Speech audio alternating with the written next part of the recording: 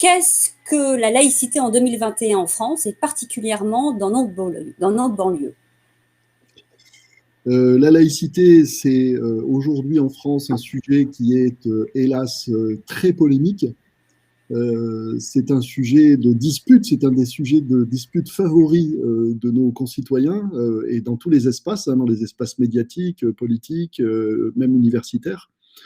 Parce qu'il y a, comme le dit Jean Bobéro, 7 familles de la laïcité, c'est-à-dire qu'il y a des conceptions de la laïcité qui se disputent, chacune prétendant être ou détenir la véritable définition de la laïcité. Mais je dirais qu'au-delà de ces débats intellectuels sur le vrai sens de la laïcité, il y a dans ces disputes quelque chose qui a été perdu de vue, à savoir le fait que la laïcité est un principe de conciliation et un principe de réconciliation entre athées, agnostiques et croyants. Nous devrions être capables aujourd'hui en France de l'expliquer tout simplement comme ça, un principe de réconciliation parce que dans un État laïque, tous, à égalité, athées, agnostiques, croyants, jouissent des mêmes droits et des mêmes devoirs. C'est-à-dire que l'État laïque, c'est un État qui est neutre, c'est-à-dire qui ne fait qui n'accorde aucun privilège et qui ne fait aucune discrimination entre ceux qui croient au ciel et ceux qui n'y croient pas. Voilà. Donc ce principe qui devrait être un principe de réconciliation sur la base de la garantie des mêmes droits pour toutes les visions du monde, toutes les convictions spirituelles ou existentielles, eh bien, hélas, c'est un principe dont on a perdu l'usage, véritablement. C'est ça qui me paraît tragique aujourd'hui.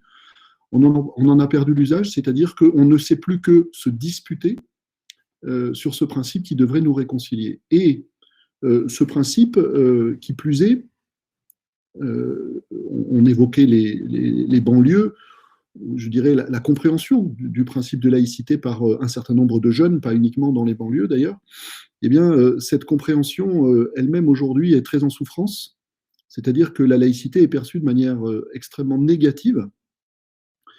Et là encore, il y a quelque chose qui ne fait pas justice à son principe et à sa réalité. Elle est perçue de manière très négative comme anti-religieuse.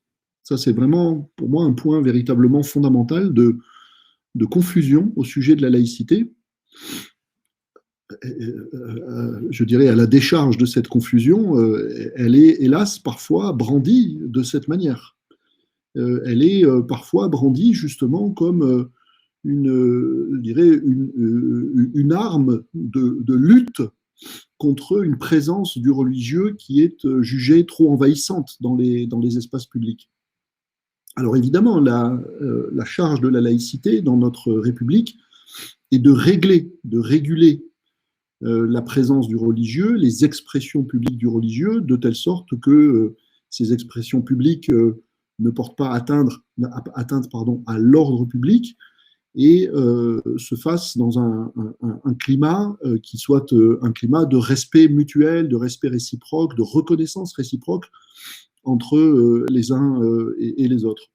Néanmoins, si la laïcité fixe des règles, elle n'est pas par principe hostile aux religieux. Et elle n'est même pas, par principe, ça c'est très important aussi de le souligner, hostile à l'expression publique du religieux. La laïcité n'interdit pas que l'on construise des mosquées, par exemple, aujourd'hui. Ce que la laïcité règle, c'est, je dirais, l'éthique de l'expression du religieux. Cette éthique de l'expression du religieux, c'est-à-dire qu'elle veille, je dirais comme l'ensemble du dispositif républicain, comme l'ensemble du dispositif de nos valeurs, elle veille à ce que la liberté des uns n'empiète pas sur la liberté des autres, elle veille à ce que l'expression publique des uns ne se fasse pas au détriment d'autrui, en termes de respect réciproque. Bon. Mais je dirais que, contrairement à ce que je viens d'énoncer, eh bien, la liberté est aujourd'hui très spontanément et assez largement perçue par un certain nombre de jeunes, pas seulement de jeunes d'ailleurs, par un certain nombre de nos concitoyens, comme hostile par principe à la religion. Bon, comme s'il fallait choisir entre vivre dans un État laïque et être croyant, avoir des convictions religieuses. Je vous donne un exemple pour l'école de cette confusion. Moi, ça m'est arrivé en tant qu'enseignant, d'évoquer, en tant que professeur de philosophie, d'évoquer les questions qui sont liées à la religion. Bon, la question de la foi, par exemple. Bon. Eh bien, je me suis trouvé facilement en face d'élèves qui me disaient, mais monsieur, on n'a pas le droit de parler de ces choses-là à l'école. Comme s'il y avait des sujets qui étaient tabous à l'école, tout simplement parce que l'école est laïque, que l'école interdisait par principe qu'on parle des questions qui sont des questions de foi, de croyance, et puis toutes les questions qui sont liées aux religieux, la question des rites, la question des symboles, la question des dogmes, la question des textes, etc., etc. Et là, moi, j'expliquais deux choses très simples. Je leur disais, d'une part, moi, dans ma position de professeur, qui est le représentant de l'État laïque, j'ai une déontologie, c'est-à-dire qu'il y a une éthique professionnelle qui m'interdit de vous influencer en mobilisant, c'est-à-dire en faisant étalage ou en faisant mention de mes convictions personnelles sur le plan spirituel. Je ne vous dirai pas si je suis athée, croyant ou agnostique, et je ne vous tiendrai pas mon éthique professionnelle de professeur, et je dirais mon éthique de philosophe en plus, mon éthique de philosophe qui porte l'esprit critique. Eh bien, je ne vous dirai pas qu'il faut croire ou qu'il ne faut pas croire. Donc, je ne chercherai pas à vous influencer et encore moins à vous endoctriner. Mais vous, les élèves, votre parole est libre sur la question, y compris de vos propres croyances. C'est ce que nous avons rappelé d'ailleurs dans un article de la Charte de la laïcité à l'école. Il y a une liberté d'expression des élèves. Simplement, à l'école, on apprend à s'exprimer, y compris au sujet de ses convictions les plus personnelles, d'une façon telle que cette parole soit respectueuse de l'altérité d'autrui, de la différence de point de vue, de sensibilité, de vision du monde avec autrui. Donc en fait, ici, nous sommes dans un espace laïque à l'école, et c'est d'abord un espace de liberté. C'est un espace de liberté à deux égards. D'abord, c'est un espace de liberté parce que vous êtes en face d'un adulte qui n'aliène pas votre liberté en ne cherchant pas à vous influencer, parce qu'il est tenu par une déontologie. Et c'est aussi un espace de liberté parce que votre parole est la bienvenue. Ça, c'est très, très, très important. Elle est la bienvenue, mais moi, le professeur, et nous tous, nous allons veiller à ce que nos libertés puissent s'exprimer et échanger, dialoguer d'une manière qui soit harmonieuse, je le disais, qui soit respectueuse, de telle sorte que nous puissions construire du sens ensemble, au lieu qu'un tel ou un tel s'avance au milieu des autres en disant « je détiens la vérité ». Voilà, ça n'est tout simplement pas possible à partir du moment où on cherche à dialoguer et à construire du sens ensemble, à construire nos désaccords, comme on le dit souvent à propos de l'éthique de la discussion, c'est-à-dire qu'on va d'abord comprendre ensemble ce qui nous sépare, ce qui nous différencie, ce qui différencie les visions du monde qu'on peut avoir, par exemple sur le point de l'existence de Dieu. Donc le rôle ici du professeur de philosophie est d'expliquer le point de vue de la foi, d'expliquer le point de vue de l'athéisme, de donner sa chance à l'un et à l'autre en termes argumentatifs, mais de telle sorte que cela soit mis à la disposition de la liberté des élèves, mais d'une liberté qui, du coup, grâce à cette transmission effectuée par le professeur, cette transmission de sens qui ne prend pas parti, ils puissent ensuite peut-être réfléchir davantage par eux-mêmes en meilleure connaissance de cause d'une question qui est une question, je parle de l'existence de Dieu, une question qui est, vous me l'accorderez, extrêmement difficile. Est-ce que tu pourrais expliciter la distinction entre principe et valeur? Le principe, donc on parle de principe laïque, ou de laïcité, et valeur. Il y a souvent cette confusion-là. Oui. Alors, on présente souvent, et à juste titre, la laïcité davantage comme un principe que comme une valeur. Ce n'est pas simplement, je dirais, une question gratuite de langage et un choix arbitraire d'un mot plutôt qu'un autre. Au contraire, c'est tout à fait fondé. C'est-à-dire qu'on parle de principe lorsqu'on parle d'un outil. Un principe, c'est un moyen. Bon. Et c'est bien ce qu'est la laïcité. Et ce moyen, comme tout moyen, il est au service de fins. Et ces fins, ce sont là, en l'occurrence, des valeurs. Voilà. Alors, maintenant, sur la base de cette distinction générale entre le principe comme moyen et la valeur comme finalité, je vais expliquer ce que ça peut signifier pour la laïcité. Et pour la laïcité comme principe, et pour ces valeurs que sont la liberté, l'égalité et la fraternité. C'est très simple. L'outil de la laïcité permet de faire exister, de donner une existence objective ou une réalité objective, de faire vivre, comme on dit aujourd'hui, de manière plus sensible, concrète et garantie par le droit, la liberté, l'égalité et la fraternité. Donc, en réalité, si la laïcité est un principe, c'est qu'elle est un outil au service des valeurs. Elle rend, en tant qu'outil, un service à l'existence des valeurs, c'est-à-dire qu'elle contribue à l'intérieur du dispositif de nos institutions elle contribue à ce que la liberté, l'égalité et la fraternité ne restent pas des idéaux, des valeurs ou des horizons comme tels théoriques, abstraits, mais qu'ils existent véritablement. En quel sens? Alors là, c'est vraiment quelque chose de très simple, mais c'est ce genre de choses que nous, pédagogues, nous devons être capables d'expliquer clairement aux élèves, je crois. Eh bien, donc, je disais, c'est très simple.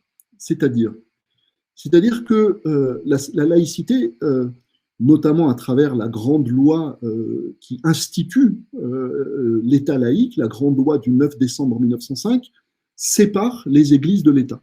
Qu'est-ce que ça veut dire, la séparation des églises et de l'État? Spontanément, quand on dit séparation, on ne pense pas à un truc très positif. Vous voyez, séparer, ça peut être divisé, ça peut être... Voilà. Mais non, c'est-à-dire que cette séparation réalise quelque chose de très simple en tant qu'outil. Cette séparation laïque des églises et de l'État, elle enlève aux religieux tout pouvoir politique et elle enlève aux politiques tout pouvoir religieux. Les deux sont importants.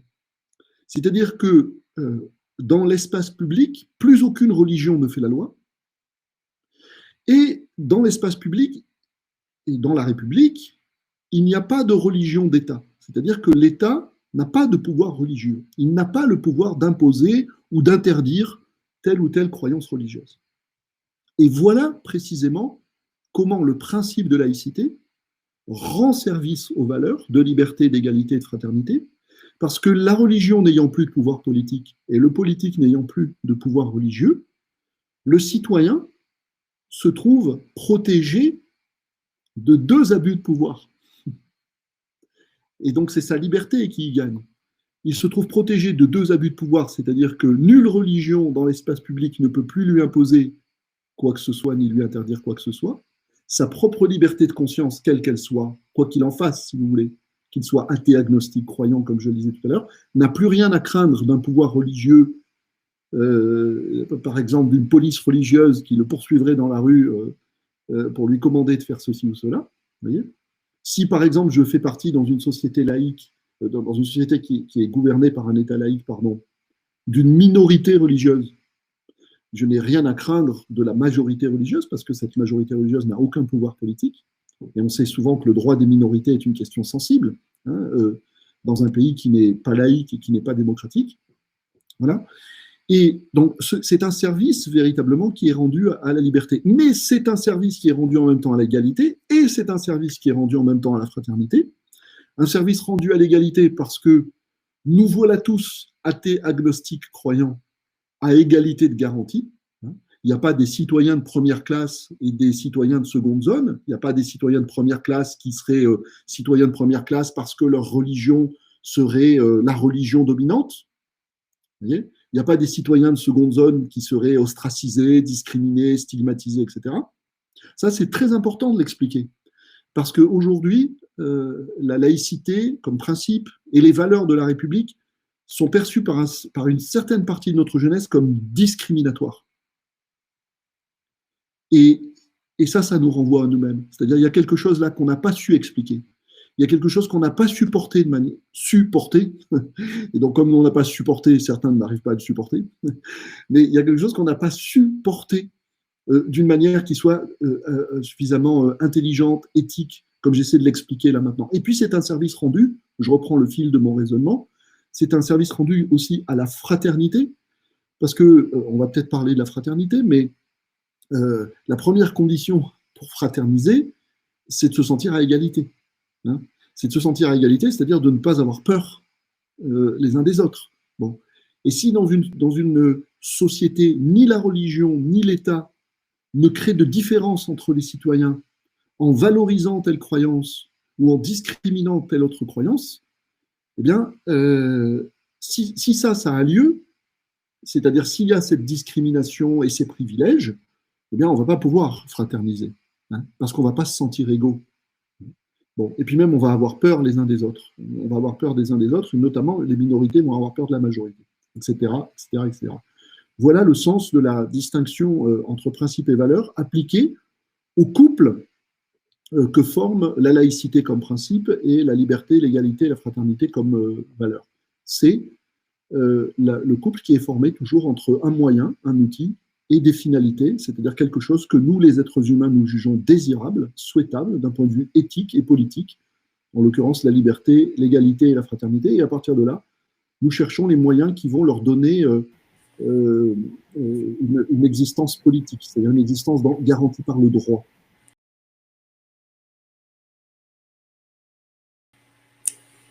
Alors, on va faire une focale, on va rentrer dans la classe et on va être du côté du professeur. Comment un enseignant peut-il enseigner, transmettre et incarner la laïcité au quotidien? Bon, alors là, vous touchez ma fibre enseignante. J'ai enseigné la philosophie pendant 20 ans.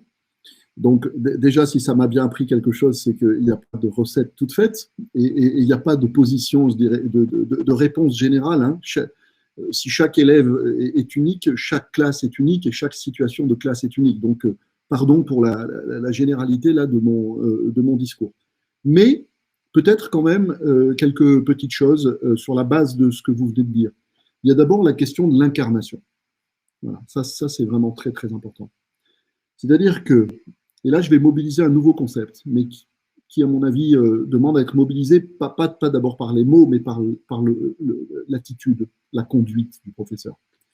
C'est la notion de justice, qui me paraît très importante, la notion de justice. Les élèves sont sensibles à la justice, à ce qui est juste ou à ce qui n'est pas juste. Bon. Et c'est très important au sujet de la laïcité. C'est-à-dire que si je tiens un discours disant que la laïcité est au service de la liberté, que la laïcité c'est quelque chose de magnifique, etc., et que je ne suis pas, par exemple, moi en tant que professeur, capable d'écouter les élèves, d'écouter leurs critiques éventuelles de la laïcité, leurs incompréhensions éventuelles au sujet de la laïcité, leurs préjugés éventuels au sujet de la laïcité, les contestations éventuelles qu'ils peuvent faire du principe de laïcité, si je ne suis pas, moi, le professeur, si je n'ai pas la compétence et l'assise intérieure qui permet de les écouter avec bienveillance, ça ne veut pas dire les laisser faire, les laisser raconter, dire n'importe quoi et s'exprimer n'importe comment. Hein. Notre art de professeur est toujours une tension juste entre bienveillance et exigence. Mais si je n'incarne pas d'abord une certaine justice, une justice dans la capacité à prendre en considération la parole de l'élève, y compris quand nous parlons de ces sujets, de ces questions vives de société comme celle de la laïcité, si je ne suis pas capable non plus d'incarner cette déontologie dont je parlais tout à l'heure, vous voyez, cette déontologie, c'est pas quelque chose d'abstrait, c'est au jour le jour dans la classe. C'est-à-dire que si les élèves sentent qu'il y a chez moi, en tant que professeur, et là c'est de la justice encore plus incarnée, une honnêteté, une rigueur dans l'effort que je vais faire devant eux, avec eux, l'effort pour les aider à penser par eux-mêmes. C'est-à-dire que là, mon effort en tant que professeur pour incarner ce principe de déontologie qui dit que je ne les influencerai pas avec mes convictions personnelles, il va pouvoir s'incarner, ce principe de déontologie, dans l'effort que je vais faire pour leur donner au maximum les moyens d'une ouverture de champ, d'une ouverture de leur réflexion. Je vais vous donner un exemple. Tout à l'heure, je disais, si nous abordons les questions, là je le dis en tant que professeur de philosophie, mais je pense que ce n'est pas le monopole du professeur de philosophie, mais si nous abordons la question de la croyance religieuse, bon, sur la croyance religieuse, ma déontologie de professeur, en particulier là, de professeur de philosophie, m'oblige à présenter la définition de la croyance telle qu'elle est vécue par le croyant, et elle m'oblige à présenter tout autant la définition de la croyance telle qu'elle est vécue par l'incroyant, telle qu'elle est vécue par exemple par l'athéisme, la pensée athée.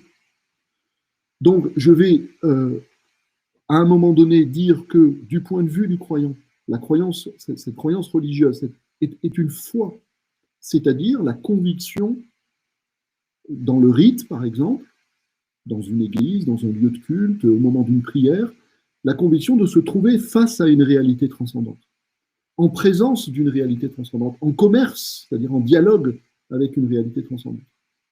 Et du point de vue de l'athéisme, je vais expliquer avec le même souci de faire comprendre quelque chose, sans prendre parti là non plus, que c'est ce que le croyant vit comme une expérience est considéré, c'est-à-dire la présence de la mise en présence de cette transcendance, est considérée par l'incroyant, qui ne croit pas en Dieu, par exemple, pour parler de l'objet de la croyance le plus répandu. Aujourd'hui, il y a des milliards de gens dans le monde qui croient en Dieu. Elle est considérée comme une illusion subjective, qui naît de notre, comme dirait Albert Camus, de notre angoisse face au silence du monde. Et donc, du point de vue de l'incroyance, la foi en Dieu n'est pas une expérience, au sens où elle ne met pas en contact avec quelque chose d'objectif, une réalité objective. Elle est une illusion qui naît de notre besoin de consolation. Et là, par exemple, je vais pouvoir faire référence à Freud qui parle d'une illusion vitale, etc. Voilà. Donc, devant la classe, vous voulez, il y a d'abord cette question d'incarnation. Et ici, faire vivre la laïcité, je dirais que pour le professeur de philosophie en particulier, pour le professeur en général, si j'explicite le principe qui est derrière l'exemple que je viens de prendre, je dirais que c'est tout simplement favoriser l'exercice de l'esprit critique. Voilà. Favoriser l'exercice de l'esprit critique, c'est-à-dire la capacité à penser par soi-même en toute connaissance de cause. En toute connaissance de cause, c'est-à-dire à partir d'une meilleure connaissance des positions antagonistes sur tel ou tel sujet, c'est-à-dire des thèses qui ont été formulées, élaborées par les uns et les autres, des visions du monde qui ont été formulées par les uns et les autres. Et en tant que professeur, nous l'avions dit également dans la charte de la laïcité à l'école, non seulement aucune question ne doit être exclue du questionnement pédagogique, c'est comme ça que nous avions dit les choses, et notre responsabilité est d'ouvrir devant les élèves, d'ouvrir tous les livres devant les élèves, comme on le dit une expression courante, c'est-à-dire de leur donner accès à l'éventail le plus large possible des différentes visions du monde sur chaque question, de telle sorte qu'ensuite leur liberté personnelle puisse s'en emparer et qu'ils puissent avoir davantage de moyens de se choisir. De manière complémentaire à ce que je viens de dire sur une transmission de la laïcité qui commence par l'incarnation, c'est ce que j'ai essayé d'expliquer, il y a ensuite ce qui passe par le discours. Bon. C'est-à-dire qu'il y a transmission et transmission de la laïcité. La laïcité, je le dis de la manière la plus nette qui soit, n'est pas un catéchisme républicain. La charte de la laïcité, ce n'est pas les tables de la loi que l'élève aurait à apprendre par cœur et auxquelles il n'aurait qu'à obtempérer comme à une série de règles, d'interdits ou d'énoncés. Non, ce n'est pas du tout dans cet esprit que nous avons écrit en 2013 la charte de la laïcité à l'école. La charte de la laïcité à l'école, c'est un véritable outil de transmission du principe de laïcité, mais à condition que nous nous en saisissions, nous les enseignants, comme un outil de travail.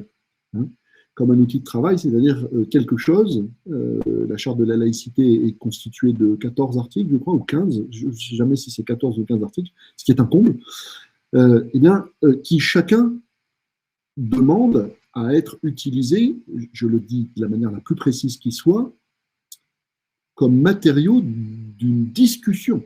Ça, c'est quelque chose qui est très important. Il s'agit toujours de mettre nos élèves en position de réfléchir. Et donc, il s'agit d'utiliser chacun des articles de la charte comme autant de points qui soulèvent des questions ou qui répondent à des questions. Donc, là, je le dis parce que c'est ce que nous faisons de toute façon, enfin, c'est ce que nous sommes censés faire de toute façon, nous les pédagogues, avec les textes que nous proposons aux élèves. Le but, c'est pas qu'ils les apprennent par cœur et qu'ils les récitent. Le but, c'est toujours de se demander, mais qu'est-ce qui se joue dans ce texte? Quel est son enjeu? À quelle question est-ce que ça répond? Et quel problème est-ce que ça peut soulever? Bon.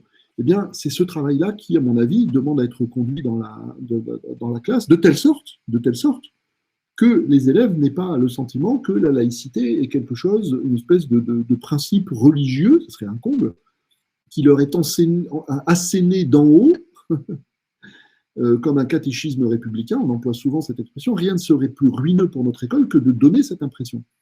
Et pour éviter de donner son impression, eh bien, il n'y a que cette capacité à faire réfléchir les élèves à partir des articles de la charte.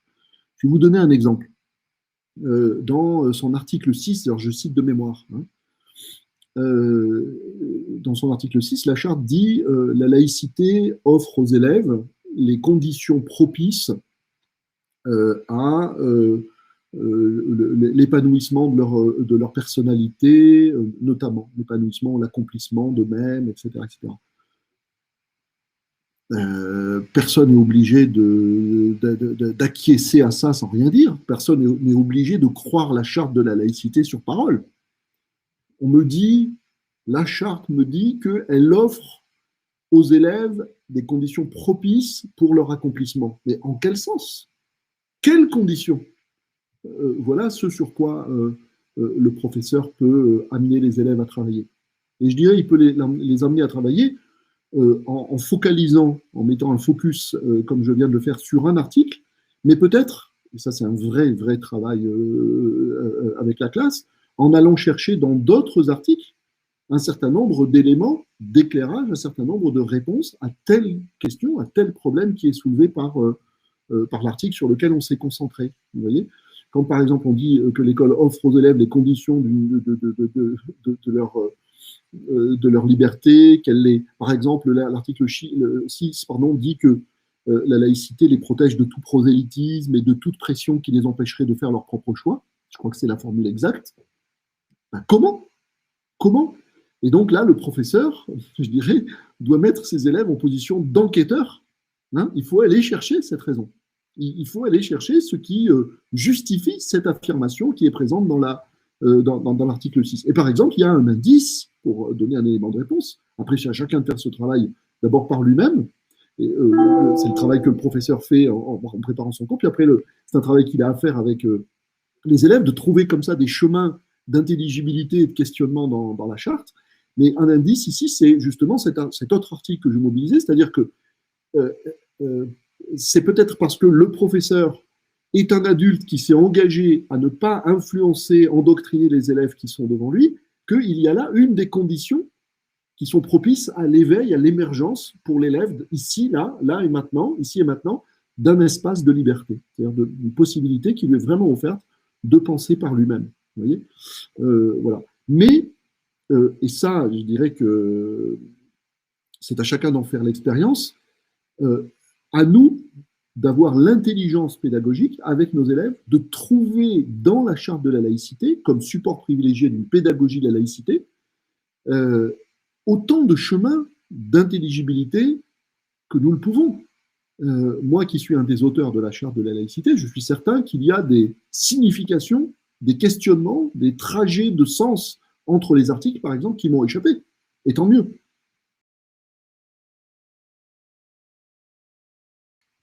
La fraternité, je dis souvent que, hélas, c'est la grande oubliée de la devise républicaine. Je m'explique. Au XIXe siècle, et encore plus au XXe siècle, nous, Français, nous nous sommes battus beaucoup pour la conquête d'un certain nombre de droits, de droits politiques, de droits sociaux, qui ont institué dans notre société un certain nombre de droits politiques et de droits sociaux, justement, qui nous permettent de vivre toujours plus en liberté, toujours plus en sécurité, y compris matérielle. Bon. Mais nous ne nous sommes que très peu ou trop peu battus encore pour la fraternité. Moi, j'insiste souvent sur la nécessité de se battre pour plutôt que de se battre contre. Bon. Mais pour une raison qui est compréhensible, hein, c'est-à-dire qu'il ne s'agit pas de nous accuser à bon compte trop facilement. Il y a une différence de registre entre la liberté et l'égalité d'un côté et la fraternité de l'autre. Et c'est l'explicitation de cette différence de registre qui va me permettre d'aller vers une définition en propre de la fraternité. La liberté et l'égalité peuvent s'instituer par le droit. On peut rendre les gens d'une société, les citoyens de notre société démocratique, plus libres et plus égaux par le droit. On ne peut pas faire des lois de fraternité. On ne peut pas instituer la fraternité par le droit. C'est-à-dire qu'il y a quelque chose dans la fraternité qui est d'un ordre qui échappe au politique, qui déborde l'action du politique ou qui est en dehors de l'action possible du politique et qui relève de l'éthique. C'est-à-dire qui relève de la conduite personnelle que l'État ne peut pas me prescrire. Alors, l'État peut créer un impôt de solidarité, par exemple. On peut considérer qu'il s'agit là de la part que peut prendre l'État. C'est d'ailleurs la vocation de l'impôt. Hein. On peut considérer que l'impôt est là où une part importante, donc à travers la solidarité matérielle qu'il institue, de l'institution de la fraternité. Mais, en dehors de cette part prise par l'État dans l'institution de la fraternité, il y a une part qui revient à chacun d'entre nous. C'est la part éthique. C'est-à-dire que moi, je peux mener une existence de bon citoyen qui ne nuit à personne, qui respecte à peu près tout le monde, qui tolère les opinions différentes des miennes, sans être très fraternel.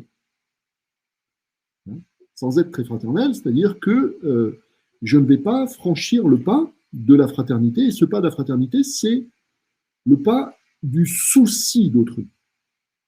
Et il me semble qu'il y a entre le respect et la fraternité, de ce point de vue-là, toute la différence, je dirais, entre le négatif et le positif. Je ne suis pas en train de dire que le respect, c'est négatif, hein, pas du tout. Ce que je suis en train de dire, c'est que le respect m'empêche simplement de nuire à autrui. C'est ce qu'il a de négatif. Le respect n'implique pas que j'aille vers autrui. En revanche, la fraternité est positive au sens où elle m'engage. La fraternité, c'est, je viens de le dire, le souci d'autrui. La fraternité commence avec l'empathie.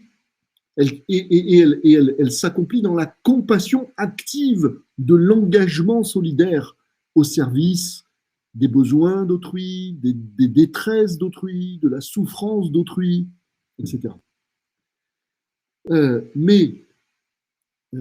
Moi, l'être humain, spontanément, ma capacité de fraternité est relativement médiocre.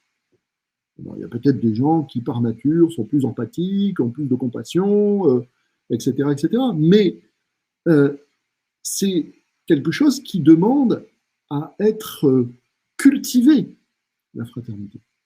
Qui demande à être cultivé, c'est-à-dire que il y a là quelque chose qui n'est pas spontané chez tout le monde. Loin de là, très loin de là. Bon. Mais par où commencer? C'est-à-dire, par où vais-je pouvoir, moi l'être humain, grandir en fraternité et grandir en humanité à partir de là? Et c'est ça qui nous conduit au plus près de la définition de la fraternité, ou en tout cas de la racine de la définition de la fraternité. Dans fraternité, il y a l'idée d'être frère ou sœur, de se sentir sœur ou frère. Qu'est-ce que ça veut dire? Ça veut dire que pour fraterniser avec l'autre, il faut que je ressente un sentiment de proximité, comme avec une sœur ou comme avec un frère. C'est-à-dire qu'il faut que je sois capable de d'abord de considérer non seulement de manière, je dirais, abstraite l'autre comme mon semblable, mais que je sois capable de ressentir ce qu'il ressent, d'être touché par ce qu'il ressent, d'être ému par ce qu'il ressent. C'est-à-dire que la mise en culture de la fraternité, c'est un pas éthique qui est à faire pour sortir de l'indifférence. Et de l'indifférence à tout être humain qui n'est pas très proche de moi. Parce que je peux me sentir fraternel avec celui qui est proche de moi. Mon frère ou ma soeur biologique, mes parents, mes proches, mes amis.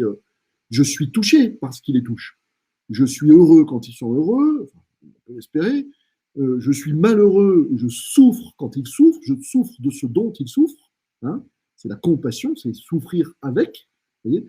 Mais au-delà de ce cercle relativement proche, moi, l'être humain, je fais assez facilement l'expérience de mon indifférence.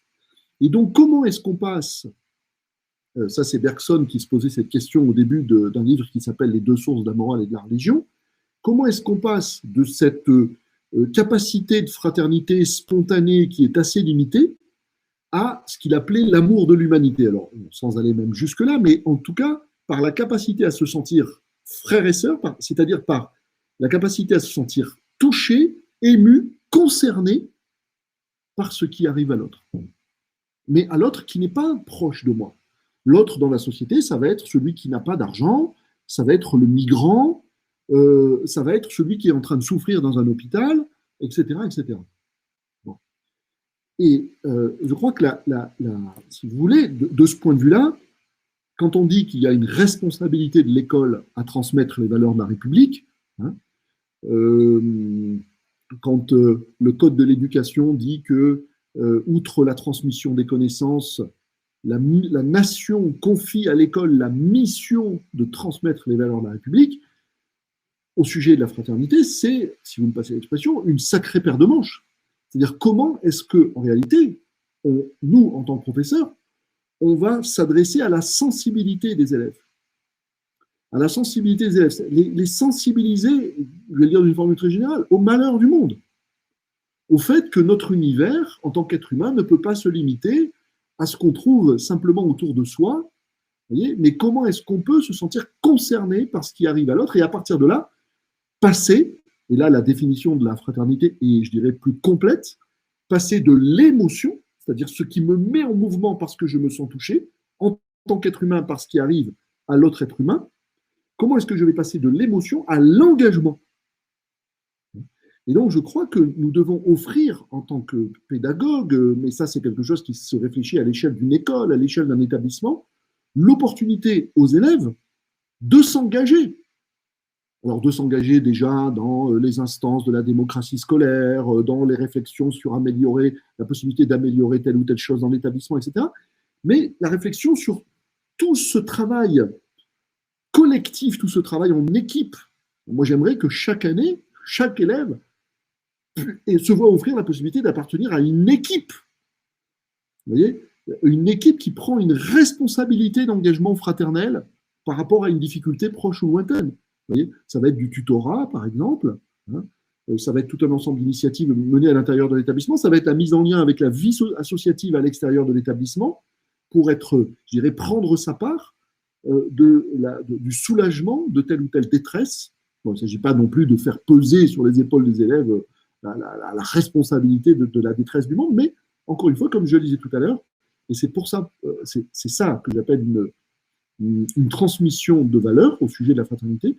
Comment est-ce qu'on va être capable de les sensibiliser? Et à partir de là, de les initier à ce chemin éthique, à ce progrès éthique qu'est la fraternité.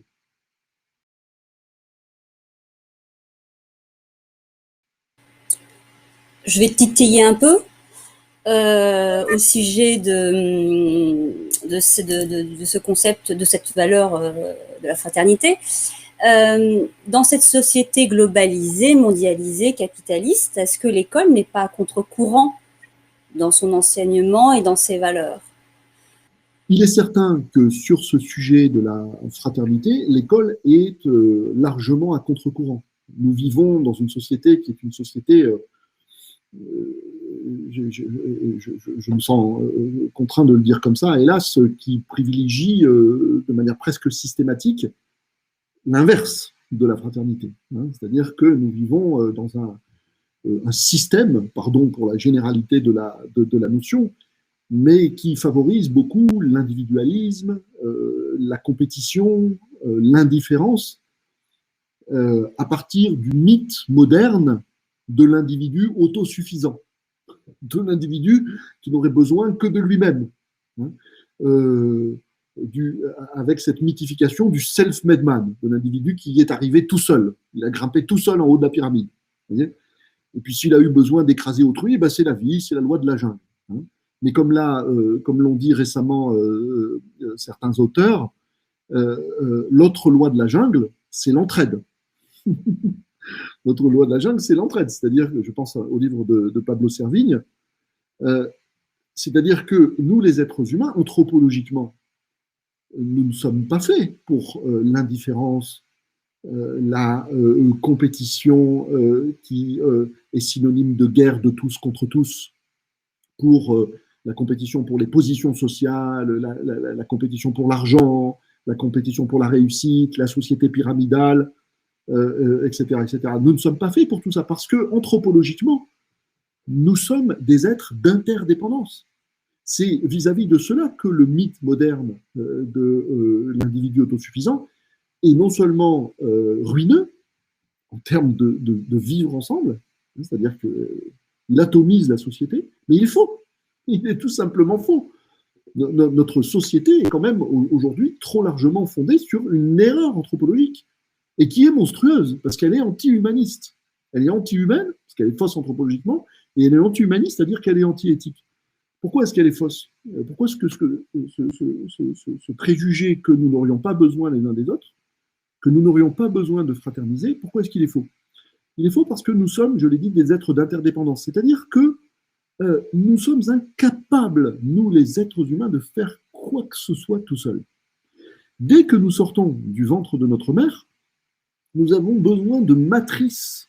On sort d'une matrice pour entrer dans d'autres matrices. C'est-à-dire nous avons besoin de matrices qui nous accueillent, qui nous recueillent, de matrices humaines. Nous avons besoin de la matrice de la famille, nous avons besoin de la matrice de l'école, nous avons besoin de la matrice de la société. C'est-à-dire que nous avons besoin d'un tissu collectif qui nous environne et qui nous met en position, en situation de devenir qui nous sommes, hein, tout simplement, de développer notre potentiel d'humanité. Voilà à quoi devraient servir les écosystèmes humains. Ça, ils devraient vraiment être des écosystèmes d'humanité, alors qu'aujourd'hui, ce sont des anti-écosystèmes de déshumanisation. Voilà. Et dans cette situation extrêmement, on va dire, dégradée, eh bien, en effet, je dirais que l'honneur de l'école, mais la difficulté particulière de sa tâche, est qu'elle est complètement, vous avez raison, à contre-courant.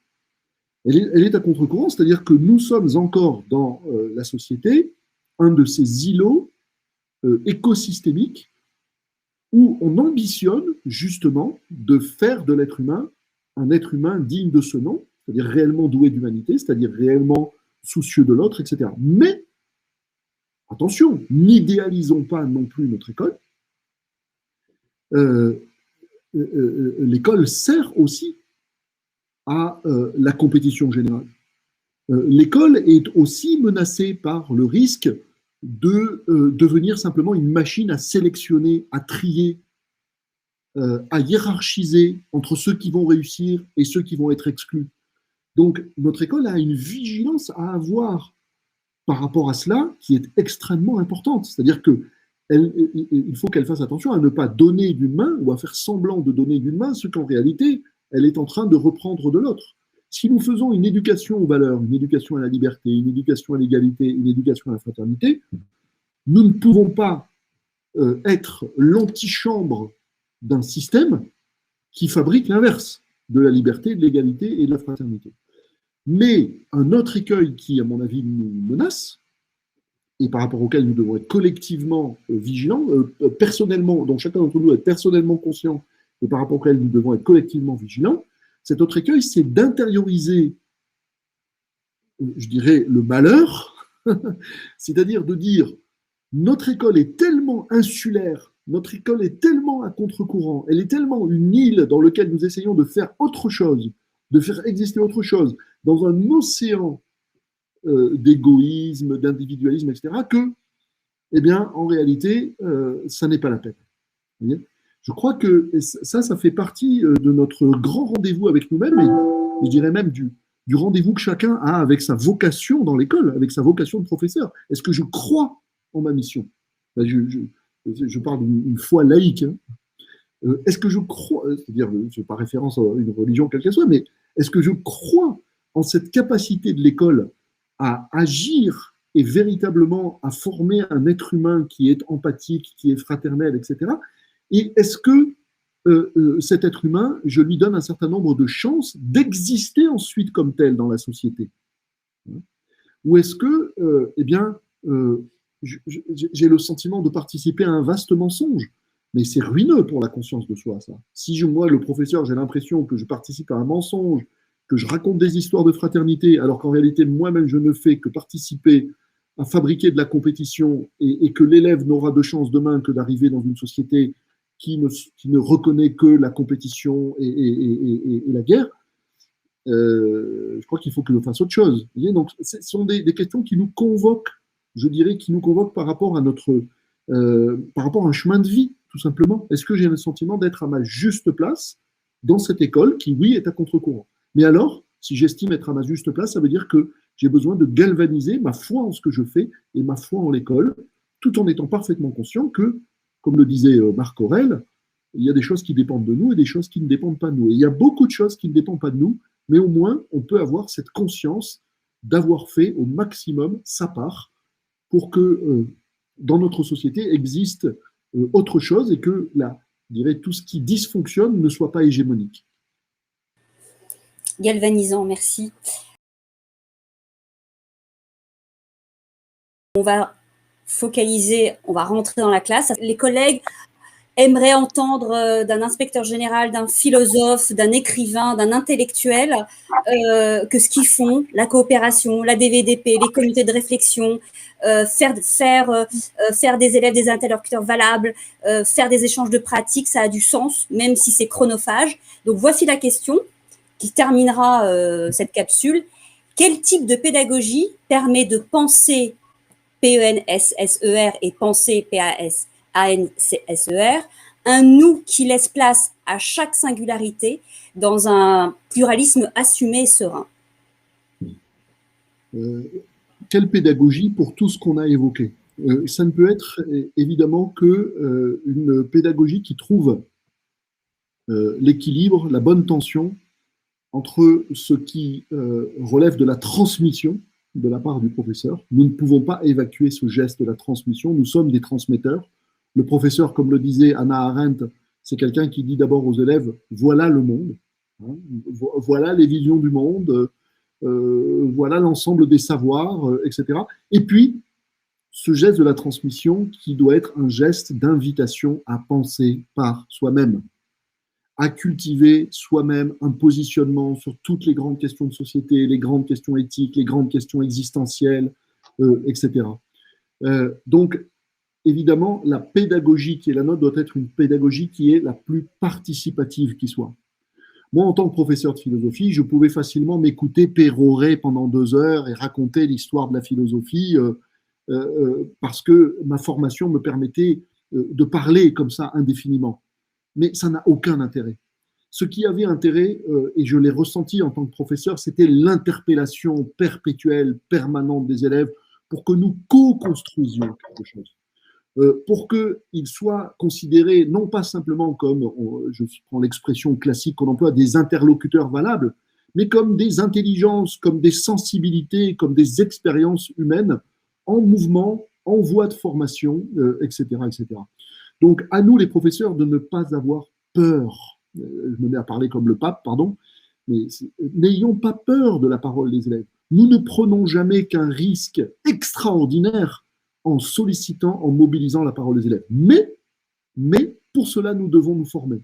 Nous devons nous former, c'est-à-dire, justement par rapport à ce que j'évoquais précédemment, apprendre petit à petit dans des formations et puis aussi sur le tas. Tout métier s'apprend sur le tas.